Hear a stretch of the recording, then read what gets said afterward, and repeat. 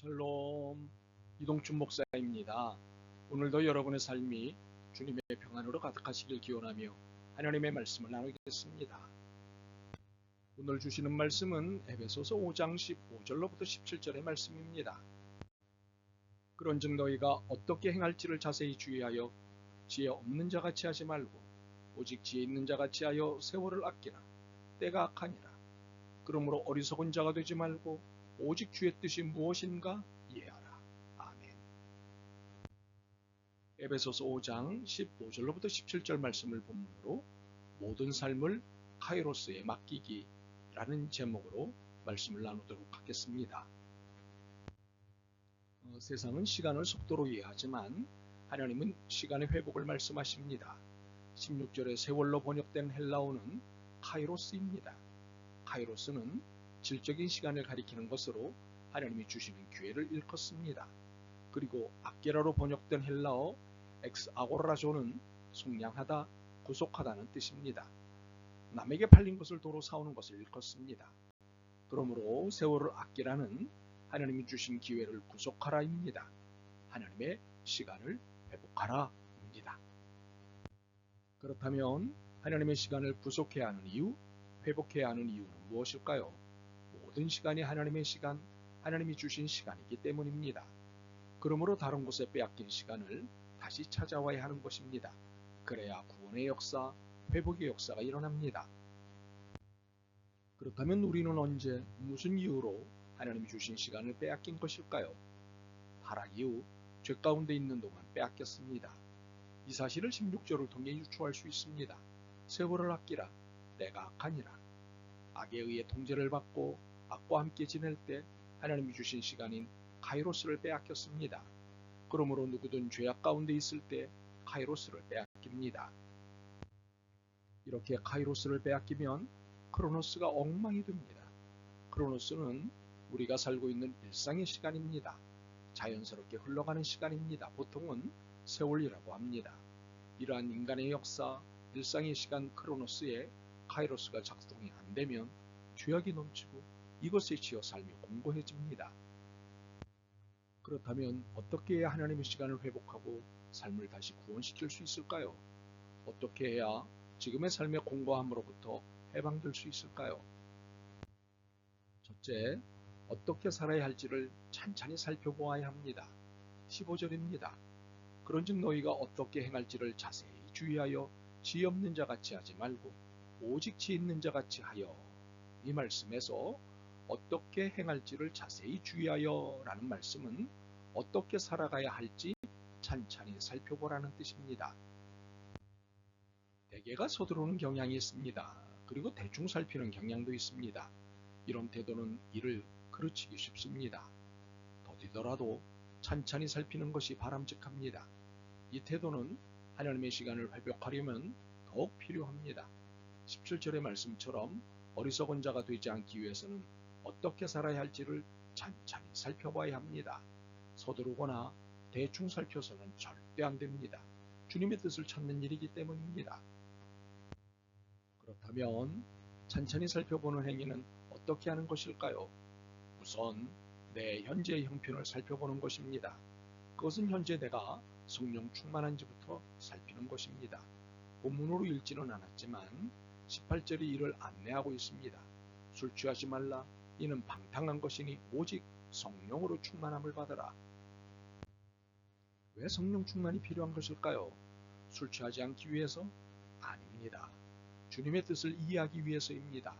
주님의 뜻을 이해해야 어리석음에서 벗어나고 지혜로운 삶을 살게 되기 때문입니다. 어리석음이 무엇입니까? 삶을 헤매고 망가뜨리는 것입니다. 혼돈에 빠져 절망하는 것입니다. 지혜로운 삶이 무엇입니까? 혼란한 삶을 살지 않는 것입니다. 삶을 망가뜨리는 것들에 저항하는 것입니다. 그러므로 성령 충만이 필요합니다. 그렇다면 성령 충만은 어떻게 받을 수 있을까요? 19절로부터 21절의 안내가 잘 되어 있습니다. 시와 찬송과 신령한 노래들로 서로 화답하며 너희의 마음을 주께 노래하며 찬송하며 범사에 우리 주 예수 그리스도의 이름으로 항상 아버지 하나님께 감사하며 그리스도를 경외함으로 피차 복종하라. 이 말씀을 정리하면 네 가지입니다. 찬송, 말씀, 감사, 섬김입니다. 이것이 성령 충만의 조건입니다. 찬송을 듣고 찬송 가운데 거하는 것입니다. 말씀을 듣고 말씀을 종일 묵상하는 것입니다. 불평이 아닌 감사로 일상을 사는 것입니다. 타박하지 않고 구시렁거리지 않는 섬김을 하는 것입니다. 이렇게 찬송과 말씀과 감사와 섬김의 일상을 통해 성령 충만을 받게 되면 어떻게 살아갈지를 찬찬히 살펴보는 일이 가능해집니다. 서두르지 않아도 늦지 않게 주님의 뜻이 눈에 보이고 귀로 들리고 마음으로 느껴지게 됩니다. 이렇게 해서 우리에게 기대하시는 하나님의 시간이 회복됩니다. 이렇게 해서 지금의 삶의 공고함으로부터 해방될 수 있습니다. 둘째, 하나님의 시간인 카이로스는 하나님의 절대 영역임을 확신해야 합니다. 16절입니다. 세월을 아끼라 때가 악하니라. 우리가 하나님의 시간을 회복해야 하는 이유가 악에게 하나님의 시간을 빼앗겼기 때문입니다. 그런데 이것은 우리가 죄로 인해 하나님의 시간을 사용할 기회를 놓치고 빼앗긴 것이지 하나님이 놓치신 것이 아닙니다. 하나님의 시간인 카이로스는 하나님의 절대 영역입니다. 그 누구도 빼앗을 수 없는 하나님의 절대 영역입니다. 사탄도 당연히 빼앗을 수 없습니다. 물론 우리가 하나님의 시간 안에서 살려고 하는 것을 방해할 수는 있습니다. 오로지 여기까지만 할 수 있습니다. 그러므로 사탄의 방해 전략에 대응하는 방법은 분명합니다. 카이로스는 하나님의 절대 영역임을 놓치지 않는 것입니다. 사탄은 우리를 얼마든지 방해할 수 있습니다.